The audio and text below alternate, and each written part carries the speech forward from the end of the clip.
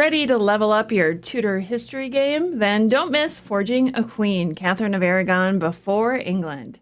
This 6-week online course dives into the fierce, fearless life of young Katherine before the crown, before the heartbreak. Led by Dr. Emma, who basically lived in the Spanish archives for a decade and a half, this is not your typical history class. Let's go forge a queen. Visit the show notes to sign up. This is the Tudors, Dynasty, and Beyond podcast. History with a twist. And now your host, Rebecca Larson. Hello and welcome back to the show. I'm your host, Rebecca Larson, and today I am very happy to welcome back to the show Dr. Linda Porter. Welcome. Thank you, Rebecca. It's a while since we've actually spoken, isn't it? I mean, we met when you were over last year, but I don't think I've been on the show for a while at any rate. Yes, unfortunately, I don't know what happened, but you haven't been. I think what happened was that life probably overtook both of us. Yes, you're probably right. I'm so excited to chat with you today because we talked about maybe doing a series on the husbands of the Queen, regnants of the Queen's husband. Yes. And I got so excited when you told me about this idea that you had that I was like, yes, let's do it. So we're going to start today. Yep. And we're going to talk about Mary, Queen of Scots' husbands. Indeed. Yes. This is a topic which attracts a lot of attention. Much of it ill-informed, a great deal of it still prejudiced. And I'm glad to have the opportunity, not just to talk about these men, but also, in the context of Mary's life and reign, because I think one of the things that still bothers me, and as we were saying before we actually came on air, this kind of thing crops up in the press quite often. There is this still sort of not just comments about a rivalry between the two queens, but it's become almost a dismissal of Mary as a person. And the husbands are often given as an excuse for this. And I think it's time that many historians grew up. I think it's a shame that female historians still go for the, oh, well, she was a silly ninny, and look how wonderful Elizabeth I was in comparison. And there are any number of answers that you can have to that. But actually, I'm not sure that history, or those who are interested in it, are really served by having these sort of centuries-old rivalries. And it seems to me ill-informed and unseemly that some female historians still take this kind of adversarial view. I suppose there are people who would say, oh, well, it makes it more interesting, but it doesn't really, because it doesn't add anything. In fact, it subtracts from knowledge, really. And many of these comments that are made about Mary and her marriages are by people who really should have a better understanding of Scottish politics in the mid 16th century period. And there are any number of Scottish historians who don't necessarily think that who will, in other words, make a fairly balanced judgment on Mary, I think, but will explain the context much more coherently and perhaps with more nuance than is often given. And I mean, to dismiss a woman and her reign and her life on the basis of the fact that she had appalling taste in husbands is profoundly anti-feminist when you think about it. And as I said, it doesn't add to the sum of our knowledge. So I've never fully understood why historians take this stance, but they do, as you know, because it's one of the great things that sort of underpins historiography of any period. And I am very interested in the people that I write about. But I honestly can't get that worked up about any of them. They lived a long time ago, and their lives are interesting. They may appear to be similar to ours in some ways, but in many, many respects, as you well know, they are not. They lived in fundamentally different times. I've never fully understood why people get so incredibly invested in figures from the past. And that includes Richard III, but let's not go there at the moment. But I think it is a shame that you can't have more balanced views of someone like Mary, Queen of Scots, based on the latest sort of historical research and thinking, because there's a lot that goes on. And in fact, her letters that have recently been decrypted. And I gave a talk up in Scotland in May with Jade Scott, who's written a book about the captive queen, and that was really great. And yet, you read in the papers, we don't really know anything about the latter part of Mary's life or why she became involved in these conspiracies about Elizabeth. But this is simply not true. And recently, we've had huge amounts of information about it. But anyhow, rant over. Let's talk about some of the husbands. And why not start with Francis II? Because it seems to me that poor little Francis, and again, now I'm guilty of this prevailing picture of some sort of weedy little chap who perhaps conveniently died at the age of 16.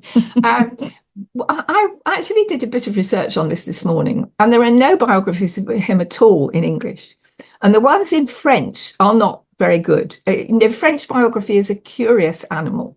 It's not at all like biography in the English-speaking peoples, and it tells you almost as much about the writer quite often as it does about the subject. And it's nearly always done in the sort of textbook style of different headings. It's not a developing narrative, which I find odd as a way of writing biography, but it is very common in France. And the last book about him in French came out in 2012.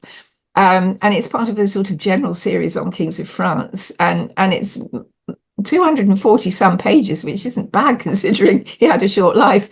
But apparently, it's not a great work of history or biography. So I think he's the husband that gets overlooked, and I don't think you can say that she was stupid to marry him. I mean, marrying a monarch is never a really bad idea if you want to be a queen consort and also, perhaps rule with him jointly in your own country. But we don't know all that much about him. I think some of his letters survive, and he's always seen as a kind of sickly appendage, firstly to Mary, Queen of Scots, and then his mother, Catherine de Medici. So this boy, we don't, he doesn't really appear at all. And I don't actually know, honestly, whether he was sickly through much of his life. He's often represented that way. But so was Edward VI, as you know, for many, many years, and turns out to have been completely untrue. And eventually he died of, an ear infection, mastoiditis, which became bacterial and went to his brain. And that could happen to anyone, I think, whether healthy or not, in days when there weren't any antibiotics. Yeah. And so he sort of briefly appears on the scene, rather unfortunately coming to the throne after the death of his father, Henry II, in that jousting accident. And he'd already been married to Mary for a year or so when that happened. They were married in the first part of 1558, while Mary first was still on the throne in England before Elizabeth ascended the throne. And again, the wedding was all about her, which is perhaps very 21st century in a way. She wore this entirely white wedding dress to set off her red hair and her complexion. This was very daring, if sort of bordering on being downright unacceptable in France at the time, because it was the colour of mourning. That's why Princess Mary Tudor, who married Louis XII, is known as La Reine Blanche, the White Queen, because of her husband's death after just 3 months of marriage. Well, Mary, Queen of Scots, was married for a bit longer than that, but we know that they were brought up together and probably educated separately, because a boy being prepped for kingship would not have been educated with his sisters, maybe for languages and things like that, but not for many other things. And of course, Mary had been there since she was just 5 years old. So yes, they knew each other, but and it would appear that there was quite a lot of affection, but I don't think it was some sort of romantic love match. They were too young, at the time to really know their own minds, and they knew they had been intended for each other, and that's what happened. We don't, of course, know anything about the more prurient side of their marriage. We don't know anything about the sexual side of it at all. I mean, there was some indication that he wasn't even, probably wouldn't have been able to have children. But again, I think this is just one of these yarns that comes up years later. And there is some indication that Mary might have been pregnant and had a miscarriage in the sort of early months of the marriage. But again, I don't think we know anything about that for sure. So we do know, of course, that he would have had the crown matrimonial in Scotland with Mary. She had signed away, whether through naivety or just because she thought it was what was expected of her, most of her rights as queen regnant. But they would have ruled jointly. Presumably she would have stayed in France at the time, and that might have allowed things to develop even more quickly in Scotland than they did, because I cannot imagine the Earl of Murray, really sitting quietly and sending, little letters to his sister telling her that he was being a good boy and all that sort of thing. So I think, what happened with the Lords of the Congregation in 1559 to 60 had already happened. But, if it hadn't, with Mary and Francis on the throne, they would have, things would have come to a head anyhow. And of course, Henry II, who was very much a sort of imperialist in outlook, would probably have pushed for both the claims of Mary, what he was going to, as we know, as Queen of England as well. So, it was part of this great scheme he had. He probably would have been more subtle about it than he's sometimes given credit for. But then, of course, he had this very grisly demise when this lance went into his eye, and he lingered on for quite a while afterwards and then eventually died. So Francis II, would have been well equipped in terms of education to come to the throne, and he was already furnished with a wife, so he didn't have to go looking for one. How much he was under Mamma's control at the time, I don't think we entirely know. And given the fact that, of course, Mary, Queen of Scots, was being pretty much directed by her Guise uncles, one could imagine that he might have had a fairly tricky time of it. Whether he'd have been able to negotiate it as he grew older, we don't know. There are some indications in his brief reign that he might have been, at least initially, more tolerant towards Protestants. I can't see that would have lasted because of the way that things developed with such bitterness and bloodshed in France. But we really only have these little inklings of what sort of king he might have been like, and I don't think we know very much about their court. And there probably is material in France, but I'm not aware that anyone amongst, English-speaking historians has looked at it. So he, of course, fell sick in the autumn of 1560 and died in the December, leaving Mary a widow. And she may have been entering into a more fractious relationship with her mother-in-law already as queen consort. But certainly there was no reason for her to hang around in France, of course, as we know. Catherine de' Medici didn't want her there. Her Guise uncles had lost considerable, at least for the time being, influence with her returning back to Scotland, though they continued to want to try and use it as much as they could, but they couldn't do it with her as queen consort in France. So it was a brief marriage, which seems to have been quite affectionate, but ended very sadly. And he is probably one of the most overlooked of all French monarchs, and certainly one of the most overlooked of Mary's husbands. He's there one minute and gone the next, virtually. But and of course, this left Mary with very little option but to come back to Scotland and to rule in her own right there as queen regnant. And I mean, it's often said that she didn't know anything about Scotland at all, but this is not true. Her mother and then her half-brother after Mary of Guise's death, she'd received regular briefings and saw, a lot of documents to do with Scotland. And she had kept up her Scots. The idea that she's some sort of sweetly lisping little lady coming back who doesn't speak a word of either English or Scots is not true. And she did speak some English as well, and probably learnt more while she was in captivity here years later on. But she arrived back and immediately started to look for a spouse because it was what queens did. And of course, Elizabeth was, whether she was playing a game or not is an interesting discussion not to be had here. Elizabeth was doing the same thing. So, this is not stupid of Mary to decide that she needs a husband or that she wants a husband even as well. I mean, she was a young woman. Why wouldn't she want a husband? And queens were not supposed really to take lovers. I mean, sometimes they did so in later years, like Catherine the Great and all that. But in the 16th century, and particularly in Scotland, it would have been considered rather improper, I think. Various names were in the frame for Mary's second husband, some of which are rather astonishing. Don Carlos, the son of Philip II of Spain, was seriously mentally deranged by that time.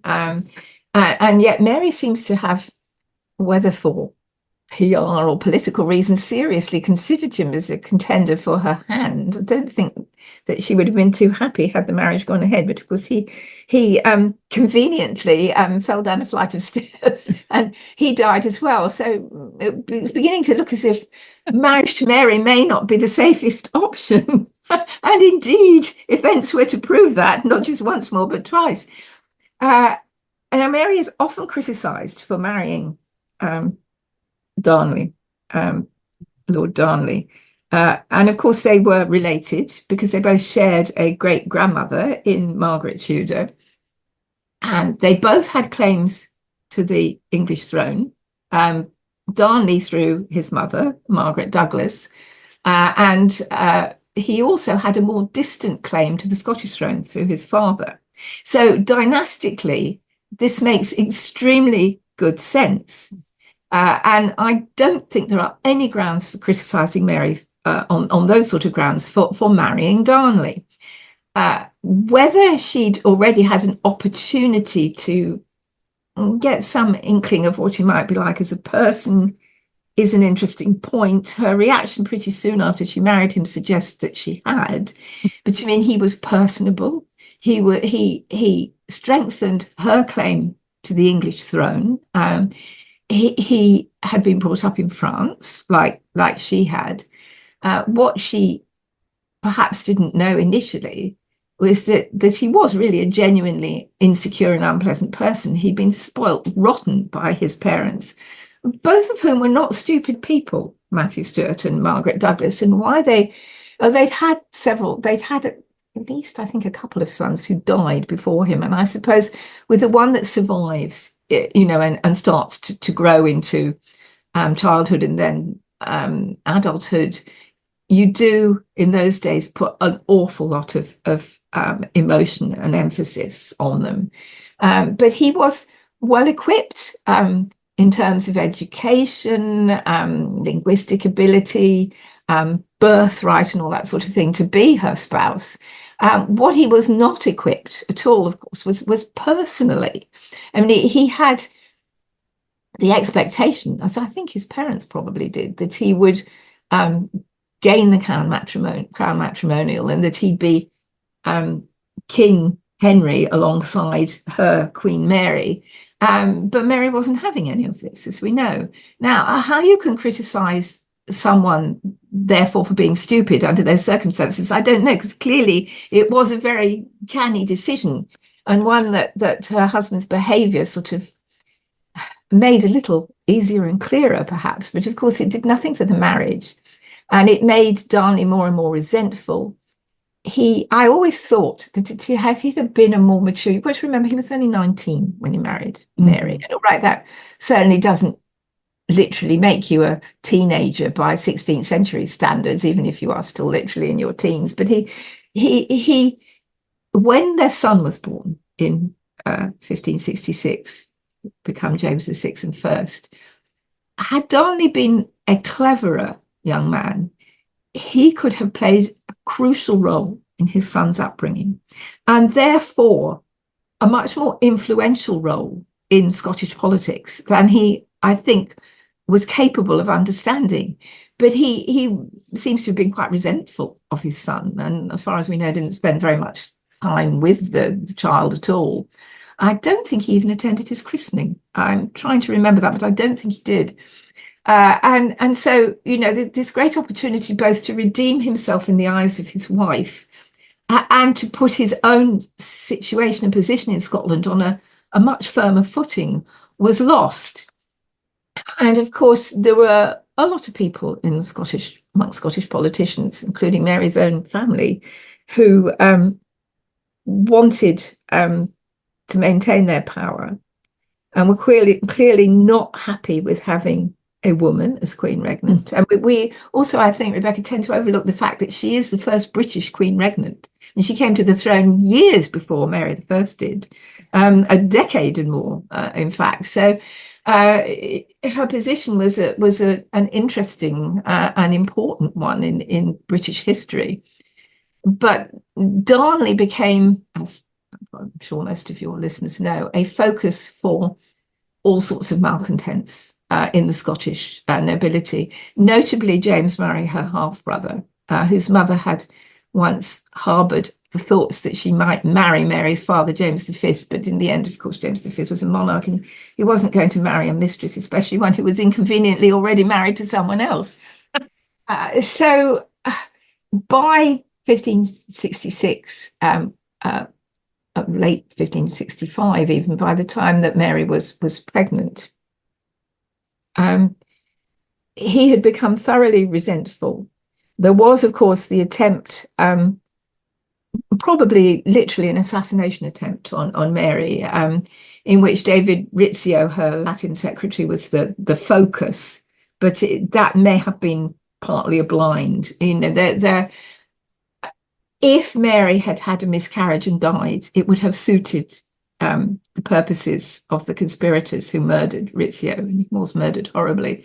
It would have suited them very well. And Mary again handles this crisis extremely capably.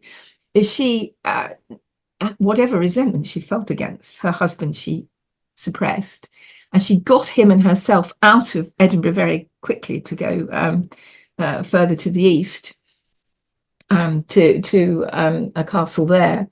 And while, events simmered down and took their course. And so again, in this maelstrom that is Scottish politics, Mary was handling the situation pretty well. What happened subsequently is one of the great mysteries, along with the Princess in the Tower. Who was behind Darnley's murder? Because we know he was blown up in 1567, in February of that year, at Kirk-a-Field, which was a house just outside the centre of Edinburgh. And there had ostensibly been a reconciliation between him and Mary, because she'd sort of pushed him off to Glasgow, which was not a major city in those days. It was quite a small town. And there had been discussions with other leading Scottish politicians in her council about how to get rid of Darnley, and not necessarily by murder, but by divorce or exiling him into Europe. I mean, none of he was. I think after Rizzio's murder, he was doomed. He knew too much about these people who'd used him, and he simply lacked the ability to deal with this fast changing situation. But he also appears to have been suffering from syphilis at the time. He clearly had picked up some kind of sexually transmitted disease in his time in France. And it was fortunate for Mary and indeed James VI at first that they didn't catch this. And I know a lot is often said, Henry VIII had syphilis, but there's absolutely no indication of that. Whereas there are quite strong indications, the use of mercury and all that sort of thing that Henry Stuart Lord Darnley did. But of course, there was this great explosion, which didn't kill him initially, and he escaped from the house only to be strangled, probably by distant members of his own family. Because the Scots were all interrelated. To be asphyxiated in the grounds. His body didn't have any marks on it other than that of suffocation.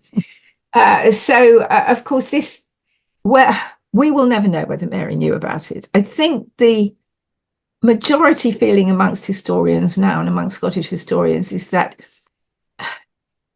she was perhaps aware that there were moves against her husband which could even have been, violent, but that she hadn't actually connived or condoned any of this, and that she was genuinely appalled by what happened and the impact this would have on her queenship. And she seems to have had some sort of nervous breakdown. Like Elizabeth, she was a very emotional woman. I mean, they were related. And all the time, of course, that Mary was initially in Scotland and looking for her husband, and eventually choosing Darnley, people seem to overlook the fact that Elizabeth was running around with Robert Dudley, and that this was a huge scandal, much more than anything involving Mary until Darnley's murder. That Throckmorton, the ambassador in Paris, was literally too embarrassed to show his face outside the embassy for part of the time, and wrote all these pleading letters saying, essentially, this of course is to paraphrase them rather wildly, for God's sake, stop her doing this. And of course, eventually, there was an equally great scandal in the mysterious death of Amy Robsart. So you've got these two queens with two mysterious deaths on their doorsteps very nearly. But Mary is the one that gets all the flack. And Elizabeth is this is kind of glossed over as, well, she would never have married him anyhow. Again, that's something we don't know. And probably of all the men who courted her, he was the one that she perhaps would have married if her hand was essentially forced by the demise of Amy Robsart. Mm-hmm. But I think this, the fact that Mary gets all this criticism while Elizabeth is just sort of excused as youthful hijinks or something is really quite remarkable. But Mary, whereas Elizabeth, of course, who I don't think she knew Amy Robsart, she might have met her once or twice, but she certainly wasn't emotionally involved with her. Whereas, of course, this was Mary's husband. And naturally, her reaction, which was a slow one, was criticised. And Elizabeth wrote all sorts of rather high-sounding letters, oh, madam, what have you done, kind of thing, where Mary had forborne from writing to her about Robert Dudley. And of course, as you may recall, there was some question that Dudley would marry Mary, Queen of Scots. I don't think Elizabeth ever intended this seriously. And of course, Mary took it as an insult. The concept of they're all living in London in some sort of ménage à trois is something that you could write a good historical novel about, actually, a good historical fantasy, I think. But anyhow, Mary was roundly criticised for, not having taken immediate steps to apprehend the killers of her husband, because there was a fair degree of suspicion as to who they might be. And eventually, of course, she married Bothwell, James Hepburn, Earl of Bothwell. And this is the marriage for which, no one can forgive her. How could you possibly marry this man who probably had arranged the murder of your husband and with whom you were apparently passionately in love? Though there is no evidence for that at all. And Mary knew, because she'd seen how violent Bothwell could be. And although he does seem to have been a man who was attractive to women. God knows why when you see portraits of him. But, well, of course, in those days you were all expected to look serious and not to say downright furtive, which he does in his portraits. I mean, the idea that happens now, that, you're supposed to have a wonderful set of teeth to smile at the camera, would have been thought incredibly odd. I mean, even into late Victorian times, photographs of my ancestors, they all look dead serious. Being painted or something like that was a serious business. But he does seem to have been attractive to women. And of course, he hastily arranged for his divorce to his own wife, Jean Gordon. And I think the majority feeling now amongst historians is that he did kidnap Mary, that she didn't. You've seen even the latest movie with, I never know how to say her name, Saoirse. Yeah, yeah. Oh, yeah, I should have learned it, but I haven't. It doesn't suggest that she was madly in love with Bothwell. The old Virginia Redgrave one does, of course, and one or two subsequent TV programs did, but I don't think anyone accepts that now. And of course, he had got this bond in which he got, probably over a meal, various Scottish dignitaries blind drunk and got them to sign things saying, we agree that you should put forward your name to the Queen as her next husband. But of course, these bonds were here one minute and gone the next in Scotland, and people could did change their minds very quickly. And of course, he did go to Mary and propose himself as a husband, and she refused him. And the follow on and that, at a time when she does seem to have been genuinely quite unwell, was that he did kidnap her at the Bridge of Almond when she was coming back from Stirling, having visited the little Prince James, and it was the last time she ever saw her son. And he removed her to his own stronghold in farther east in Scotland, and at Dunbar. And essentially, what I think many of us now believe happened was that she perhaps wasn't raped in the sense of being sort of physically flung on a bed and held down, but she was coerced into sex. And she seems to have realized very speedily that she was pregnant. And presumably she missed a period or two or something like that. And it's all very well to say, well, why did she marry him? He was a Protestant. He had been a very loyal servant to the crown. Though a Protestant, he had been a loyal servant of her mother, Mary of Guise. And he was a Scottish patriot as well, in many respects. But if you're a queen regnant, you can't have illegitimate children. You're just not on in those days. And I think my own view, and it isn't just mine, it's of quite a lot of other historians, is that she agreed to marry him because she believed she was pregnant and thought she had no choice. And she'd been compromised by being shut up in this castle with him. He removed all of her servants. So she probably had very little option under the circumstances. Whether she had any affection for him or not, I think is unlikely. I mean, there are some records that suggest she threatened to commit suicide after she'd married him. And of course, she did seem to make the famous statement using the sort of Lowland Scots, it's happened and we must make the best of it. and perhaps she thought he would help her regain her hold on the throne and deal with her brother and other malcontents. But of course, in June 1567, Mary and Bothwell were defeated in battle. He left her on the battlefield, though I think there is some evidence that this had been agreed beforehand. That he didn't just up and desert her, and took himself off to Scandinavia, where of course he eventually died in horrible circumstances some years later. And Mary was essentially arrested by her own brother and lords of the council, and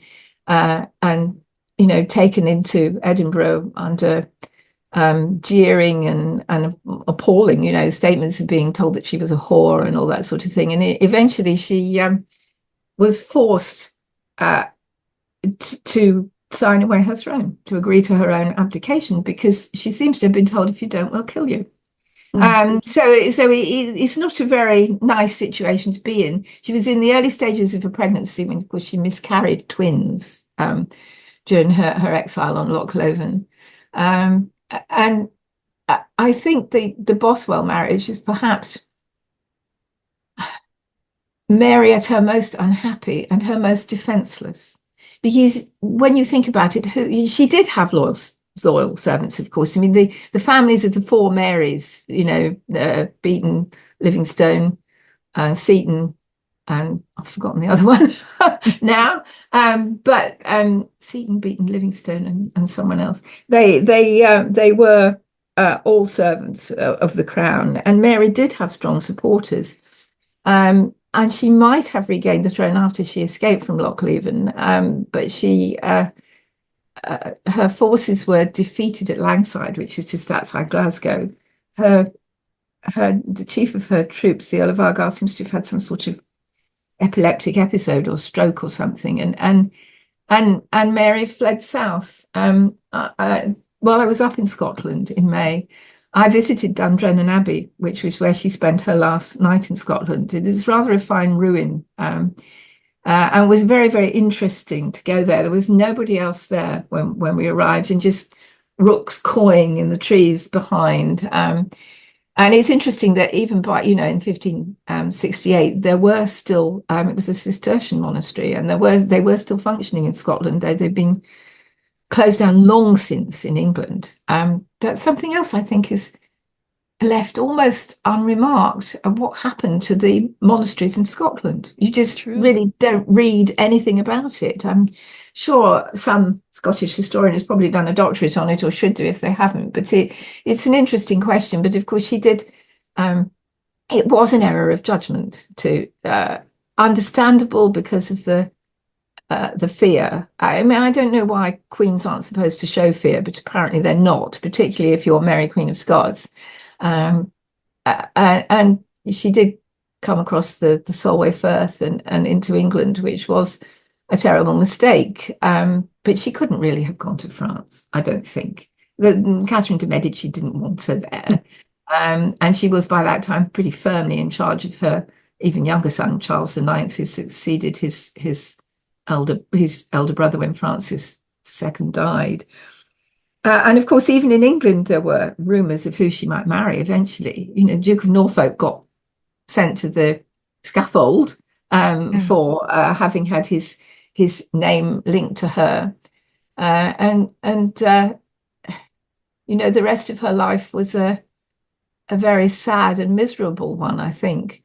But I think it's unfair and just not a good grasp of history to always go on about, oh, well, the husbands, and some of my friends I've heard say that sort of thing.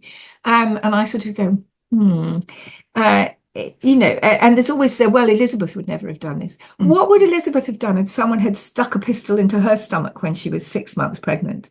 And I don't think Elizabeth could necessarily have dealt with the Scottish nobility any better than Mary did.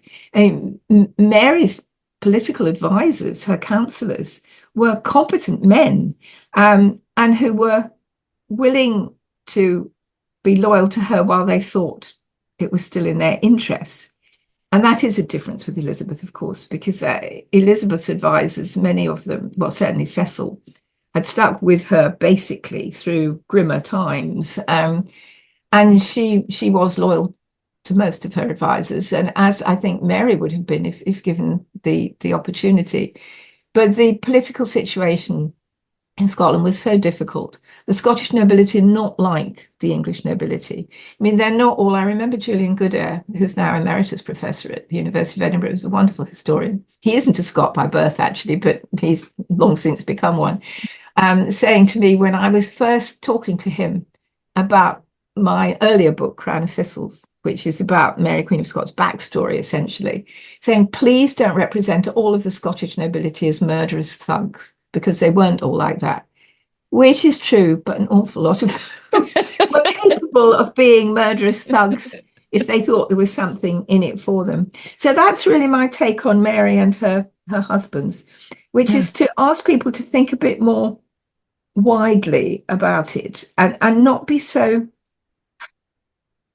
judgmental about a situation in which we can't really understand what we might have done as women in those situations. And it's very clever and blasé to say, oh, well, Elizabeth would have handled it better. But we don't know that. And Elizabeth's behaviour with Robert Dudley rather suggests that she might not have. On that point, I rest my case. Well, I really want to know, after what you just said too, but in your view, was there ever a point that Mary, Queen of Scots, could have turned things around?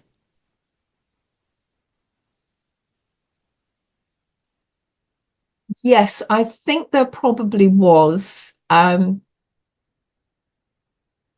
it not been for the murder of Rizzio. I think if that hadn't happened and she'd retained reasonable control of her councillors, her brother was always a loose cannon, Murray. And then, of course, you have Elizabeth in England, who was, with Cecil particularly, certainly not unwilling to exploit these kind of situations if it meant that the Protestant affinity there succeeded, and if it meant that Mary could be contained, because of course Elizabeth never named a successor, and she could have kept Mary perhaps in better check had she ever agreed to name her as a successor. And we know why she didn't. And there are probably very strong reasons for that, because, of course, if you have a successor, you do have someone who can replace you. Mm-hmm. And indeed, that's what happened with Mary and her son. On the other hand, starting her reign, as many people, not necessarily me, think that Elizabeth did, with having no intention of marrying and knowing that you're the last of the line, is a curious way to behave, I think. Yeah. But things started to go very wrong from the murder of Rizzio, because it exposed the extent to which people were willing to go to either put Mary in her place or even, remove her, if not by direct violence, then by indirect violence. But she seems to have been quite popular with the Scottish people. The Stuarts were, unlike the Tudors, who, it's always said that Elizabeth was very sort of much loved by her subjects. And indeed she was, but not many of them got very close to her. She didn't like that kind of thing at all. And of course, Henry VIII would have run screaming germs into the distance. But the Stuarts were a touchy-feely dynasty. They, not James III, but his son James IV and James V and Mary, part of being a monarch in Scotland. And remember, you are king or queen of Scots, not Scotland. You're king or queen of the people, not the land. You are obviously of the land, but the title is to put you in sort of direct contact with the population. And they, did travel quite a lot and went out and about, and you could go right up to them, and so they were, Mary does seem to have been loved by many of the Scottish people. She would have been tolerant in religion, I think. In fact, she'd shown signs of it already, and I think it would have continued. Her Catholicism, she wasn't willing to let go, but she was willing to let Protestants worship. But of course, that wasn't good enough for people like Murray and other prominent Protestants. It was, either their way or no way, and therefore you had to go. And yes, I think she was at a disadvantage of being a young woman, apparently very charming. Elizabeth is an interesting woman. I'm not sure she was very charming. I think she probably could be if she wanted to be, but I think Mary was naturally. It just was part of her personality. And it is very sad to see her becoming more and more embittered, physically affected. by her long time in England. But Elizabeth didn't know what to do with her. She was an anointed queen. And I mean, what is particularly unpleasant about the end of Mary's life in England is not that Elizabeth eventually signed the death warrant, even though she subsequently claimed that, it had all been a hideous mistake and she didn't know what she was doing. We know from, I think it was Paulet, who was Mary's guardian at the time, that she had actually said, can't you bump her off with poison, so that I'm not implicated in signing her death warrant. I mean, this is not a nice lady, basically.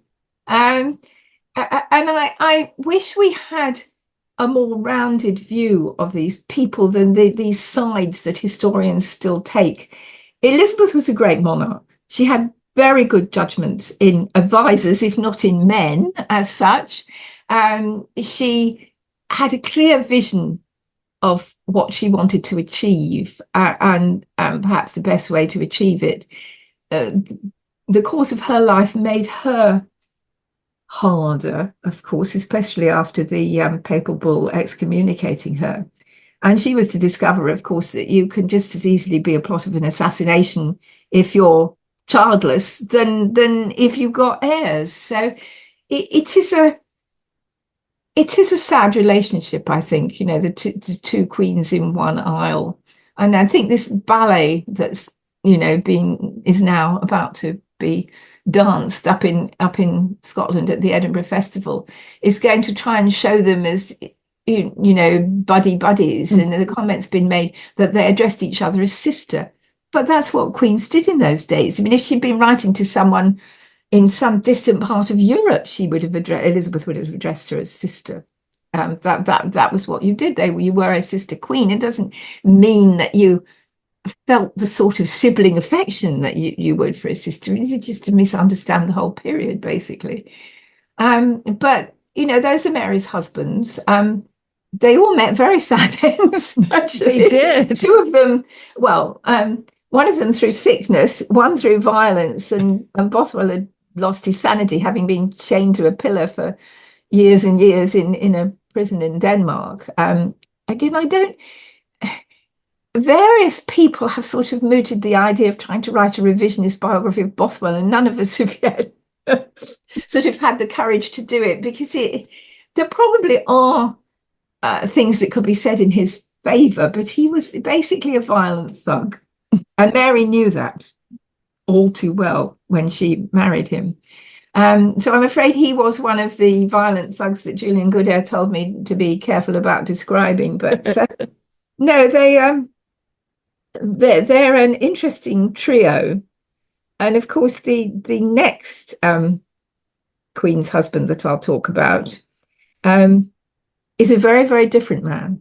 Very different, Philip II of Spain. He's always called Philip II of Spain, but he actually, of course, he had been ruling in Spain at the time, but he was a Habsburg.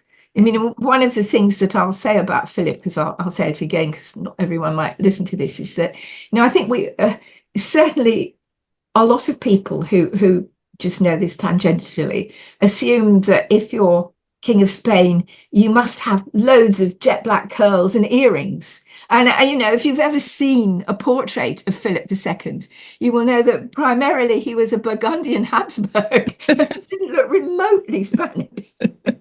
But that's another story. Yes, I'm excited for that next episode too. And this episode was so enlightening because I feel like you said, history has done a disservice to her story.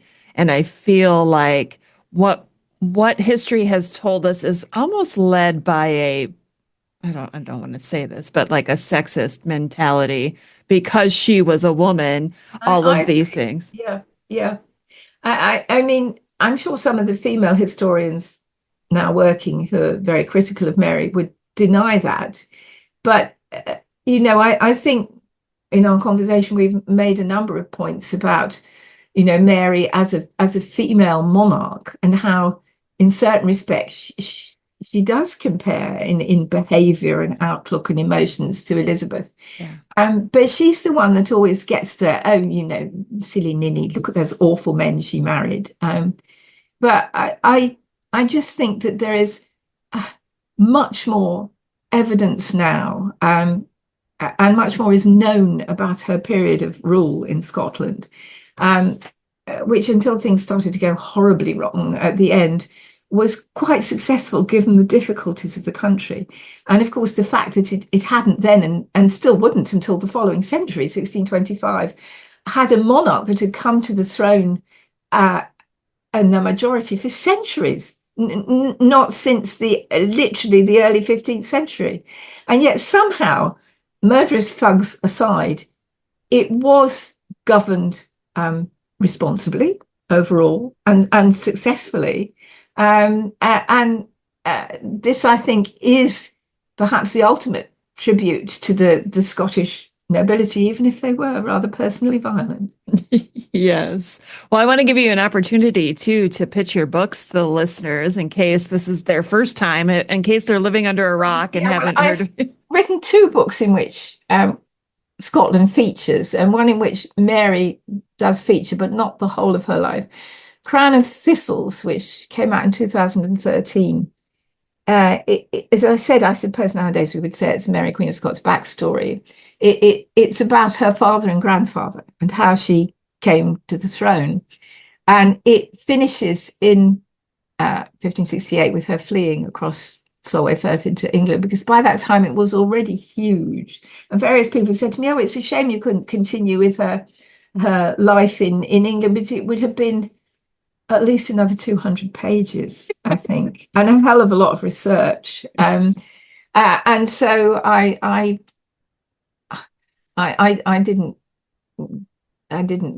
stopped at that point, because that is the end of her queenship in Scotland, after all. So, and then last year, and it's about to come out in paperback in November, my book on her great grandmother, Margaret Tudor, the elder sister of Henry VIII. Yes, as I'm pointing at right up above you. Yes, and she's another sort of maligned lady, written off as an oversexed whinger. And again, if you'd had to live her life, my God, you might have occasionally actually been forgiven with it, but it's not true anyhow. And you know, we know a lot more about her now, and the fact that she married James IV of Scotland, who's one of my favourite monarchs. I said I don't get, I don't get passionate or emotional about monarchs, but I do think I would have liked to have met James IV, though not when he was in one of his dentistry modes, because hapless nobles had their teeth pulled out by James IV when he was indulging in many of his scientific interests.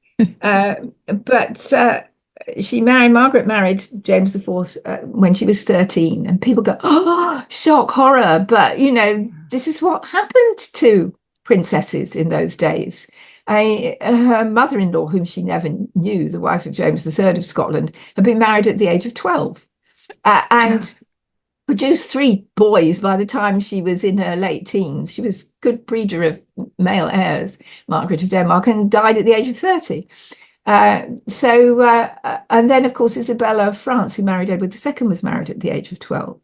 There is a very simple explanation for this. And I don't want to hear all this rubbish about, oh, they're really children, which I'm afraid comes from a lot of Americans, though it does come from Brits as well, I have to say. But they're not children. At 12, you could considered, when you finished your 12th year, of course, you were probably menstruating, so you could become pregnant. And if you're an aristocratic or royal lady, you're immediately likely to be married off. That doesn't mean that you cohabited necessarily. They normally didn't cohabit until they were certainly 14, if not 15. But this was still quite common in the 17th century. Barbara Villiers, the mistress of Charles II, her mother was married at the age of 15 and widowed at 18 when Barbara was 3 years old. But somehow this doesn't seem to shock people quite so much. I don't know why. And I mean, it has to be said in James IV's favour, and he was an inveterate womanizer, though he did calm down a bit after he married Margaret. She didn't actually become pregnant until she was 16. Clearly, the marriage had been consummated without going into gory detail to some degree, because it would have had to have been. Otherwise, it can be annulled. Right. But thereafter, he was careful not to get her pregnant until she was of an age to bear children. And yes, hers is a very, very interesting life. And of course, I know we always say, oh, well, Mary, Queen of Scots was a disaster, and Margaret Tudor was someone who was only interested in jewels and clothing. Not surprising for a queen. I don't recall many queens who weren't interested in jewelry and their wardrobe, but still. And yet it is her line that sits still on the throne of the United Kingdom. Yeah. And many people just don't know this. There are a lot of people who don't even know that Henry VIII had two sisters, let alone that the current monarchy, and ever since James VI has been descended from her. So she was a lot of fun to write about, and quite a lively lady. Yeah, I really. She had trouble with husbands as well. Her last two weren't much good, bit like poor Mary, Queen of Scots. In fact, people do see parallels there, which I think is stretching it a bit. I think it's coincidence, but her Margaret's last two husbands were pretty useless as well. Yeah, that's another story, right? We got to go out and get your book and read more about that. Yeah. I'll be sure to include all the links in the show notes so you can find Dr. Linda Porter's books. Linda, thank you so much. Rebecca. It's a great pleasure to talk to you again, and I hope I'll see you quite soon. Thanks for listening to Tudors Dynasty and Beyond. If you enjoyed the episode, please take a moment to follow or subscribe wherever you're listening so you never miss a new release. And if you loved it, leave a quick review. It helps more history lovers find the show. Want to support the podcast and get bonus content? Head to patreon.com/tudorsdynasty. You can also find the link in the show notes of this episode. You can also join the conversation with me on social media @Tudors Dynasty. Until next time, thanks for keeping history alive with me.